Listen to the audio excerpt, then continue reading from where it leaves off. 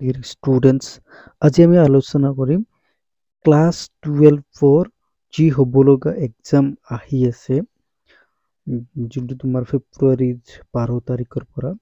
সেই পৰীক্ষাত কেনেকুৱা টাইপৰ কুৱেশ্যন আহিব আৰু চেপ্টাৰ ৱাইজ মই চিলেকশ্যন কৰি দি আছো কোনবোৰ কুৱেশ্যন চালে তোমাৰ সুবিধা হ'ব, মানে পৰীক্ষাত ভাল এটা নাম্বাৰ পাবলৈ সক্ষম হ'ব। তো এতিয়া আমি ডিছকাছ কৰিম কি probability। চোৱা, ইয়াৰ আগতে কিছুমান চেপ্টাৰ অলৰেডি কৰি দিয়া হৈছে, তো সেইখিনি তোমালোকে চাই ল'বা। তো এতিয়া ষ্টাৰ্ট কৰিম কি probability ওপৰত। চোৱা, ইয়াতে আগতে probability ওপৰত মাৰ্ক আছিলে 10 মাৰ্ক, কিন্তু এইবাৰ কি কৰি দিয়া হৈছে, অলপ ৰিডিউচ কৰি দিছে আৰু মাৰ্ক দিয়া আছে 8 মাৰ্ক, আৰু বহুতে ইজি হয়। তো মই যিখিনি চিলেকশ্যন কৰি দিম সেইখিনি বস্তু যদি অলপ ভালকে চাই লোৱা, তেতিয়াহ'লে তুমি ইয়াতে 8 মাৰ্কৰ ভিতৰত 8 মাৰ্কে পাবলৈ সক্ষম হ'ব পাৰিবা। ঠিক আছে, তো চোৱা কোনখিনি অংক মই চিলেকশ্যন কৰি দি আছো, ভালকে চাই লোৱা এবাৰ। চোৱা, আগতে 10 মাৰ্ক আছিল, কিন্তু এইবাৰ কিমান মাৰ্ক আছে, 8 মাৰ্ক। তো probability, কণ্ডিশ্যন, probability এইবোৰতো আৰু নতুনকৈ চাব নালাগে, বা ইয়াৰ প্ৰপাৰ্টিবোৰ কি সেইবোৰতো চাব নালাগে, কাৰণ তুমি অলৰেডি চাই আছিলা। ঠিক আছে, তো ইয়াতে মই যদি চাব যাওঁ, এক্সাম্পল যোনটো 3 আছে সেইটো তুমি কিন্তু চাব পাৰা। ঠিক আছে, তাৰপিছত তুমি ইয়াতে চাব হ'লে কি কৰিবা, যোনটো এক্সাম্পল 7 নাম্বাৰ আছে, এই এক্সাম্পল 7টো তুমি চাব পাৰা, খুবেই দৰকাৰী হয়। আৰু তুমি ইয়াতে আৰু এটা চাবা এক্সাম্পল 6। ঠিক আছে, তো ইয়াতে এইখিনিতে হৈ গ'ল। নেক্সট তুমি যদি এক্সাৰচাইজ চাবা, তো এক্সাৰচাইজত কি কৰিবা, তুমি কি কৰিবা, আপ টু এই 6ৰ পৰা চাব হ'লে বেছি ভাল। 6ৰ পৰা তুমি 11 নাম্বাৰলৈকে চোৱা, আৰু তুমি এইটো কি কৰিবা, 13টো চোৱা। ইয়াৰে তুমি 13 আৰু 11 এই দুটা অংক বেছি ভালকে চাই দিবা। 13টো বেছি দৰকাৰী হয়। ঠিক আছে, এইবাৰৰ এক্সামৰ কাৰণে। নেক্সট তুমি কি কৰিবা, এক্সাম্পল 9 অলপ চাব পাৰা। তাৰপিছত ইয়াতে ইণ্ডিপেণ্ডেণ্ট ইভেন্ট কি সেইখিনি তুমি চাই ল'বা। এক্সাৰচাইজ 13.2 তুমি কি কৰিবা, এক্সাম্পল নাম্বাৰ 3 ভালকে চাবা, এক্সাম্পল নাম্বাৰ 4 ভালকে চাবা। ক্লিয়াৰ, এই দুটা অংক ইয়াতে বেছি ভালকে চাই ল'বা। নেক্সট তুমি কি কৰিবা, চ' ইয়াতে তুমি কি কৰিব পাৰা, 12 and 13 এই দুটা অংক ভালকে চাই ল'বা। এণ্ড 14 তুমি অলপ চাব পাৰা। তাৰপিছত চাবা, খুব দৰকাৰী হ'ল বেছ থিয়ৰম। ঠিক আছে, এইটোৰ পৰা কিন্তু তোমাৰ অংক আহিবই চিয়ৰ। আৰু ইয়াতে আৰু এটা বস্তু চাবা, এই এক্সাম্পল যোনটো 16 আছে, ঠিক আছে, এই এক্সাম্পল 16টো অলপ চাই ল'বা, খুবেই দৰকাৰী হয়, বহুতবাৰ অহা অংক।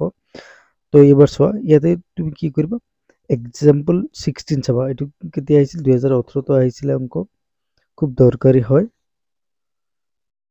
তাৰপিছত এক্সাম্পলখিনি পৰাপক্ষত তোমালোকে কমপ্লিট কৰিবই ট্ৰাই কৰিবা। নেক্সট এতিয়া যদি চাওঁ, ইয়াতে তুমি এক্সাম্পল 20 চাবা, এক্সাম্পল 21 চাই ল'বা। তো ইয়াতে চাবা, এই এক্সাৰচাইজ 13.3 ইয়াৰে পৰা তুমি এটা অংক পাবাই চিয়ৰ। তো তাতে 1 মাৰ্কৰ কুৱেশ্যন হওক, ফাৰ্ষ্ট কথা তুমি ইয়াতে যিমানখিনি অংক আছে গোটেইখিনি কমপ্লিট কৰিব ট্ৰাই কৰিবা। ঠিক আছে, তাৰ তথাপি মই 2-এটাহে চিলেকশ্যন কৰিছোঁ, সেইখিনি তুমি ভালকৈ চাই ল'বা, বাকীখিনিও তুমি ট্ৰাই কৰিবা। ঠিক আছে, নেক্সট ইয়াতে 2 কোৱা, 3 কোৱা, এইটো তোমাৰ 22ত আহিছিলে।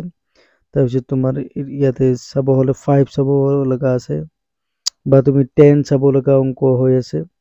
ঠিক আছে, তো ভালকে এইখিনি চাই ল'বা, বা 7 চাব লগা অংক হৈ আছে। ক্লিয়াৰ, এইখিনিত পৰাপক্ষত তুমি 13.3 কোনো এক্সাম্পল বা কোনো এক্সাৰচাইজৰ অংক এৰি নিদিবা। ঠিক আছে, কাৰণ এইটোৰ পৰা তোমাৰ বেছ থিয়ৰমৰ পৰা অংক এটা আহিবই চিয়ৰ। তো পৰাপক্ষত তুমি এৰি নিদিয়াটো বেষ্ট। এবাৰ চোৱা, random variables and its probability distribution, এইটোৰ পৰা আহিব তোমাৰ এটা 4 মাৰ্ক অংক। তো ইয়াতে তুমি কি কৰিবা, এক্সাম্পল 24 চাব পাৰা। তাৰপিছত মোষ্ট ইম্পৰ্টেণ্ট এটা অংক হ'ল কিন্তু 25। ক্লিয়াৰ, বাকী এইবোৰ চাব নালাগে, কাৰণ এইবোৰ ৰিডিউচ কৰিছে। মিন অফ ৰেণ্ডম ভেৰিয়েবল চাব নালাগে। তাৰপিছত ভেৰিয়েন্স অফ ৰেণ্ডম ভেৰিয়েবল এইটো চাব নালাগে, কি কৰিছে, ৰিডিউচ কৰি দিছে। তো এইবোৰ আগতে চাব লাগিছিল, এতিয়া চাব নালাগে, কাৰণ এইবোৰ ৰিডিউচ কৰি দিছে। তো এক্সাৰচাইজত যদি চোৱা, তো 13.4 তুমি কি কৰিবা, 5, 6, 7, 8 আৰু 9 এই অংককেইটা বহুত ক্লিয়াৰলি চাই ল'বা। ক্লিয়াৰ, বাকী তুমি ইয়াতে পিছৰখিনি চাব নালাগে, এইখিনি চালে হৈ গ'ল। ঠিক আছে, আৰু এবাৰ কৈ আছো, এইখিনি চোৱাৰ পিছতো তুমি এক্সট্ৰাকে টাইম যদি হয় তুমি চাই ল'বা, কাৰণ ইয়াতে আছে 8 মাৰ্ক, কিন্তু একদমে ভলিউম কম। তো পৰাপক্ষত অংকবোৰ এৰি নিদিয়াটো বেটাৰ।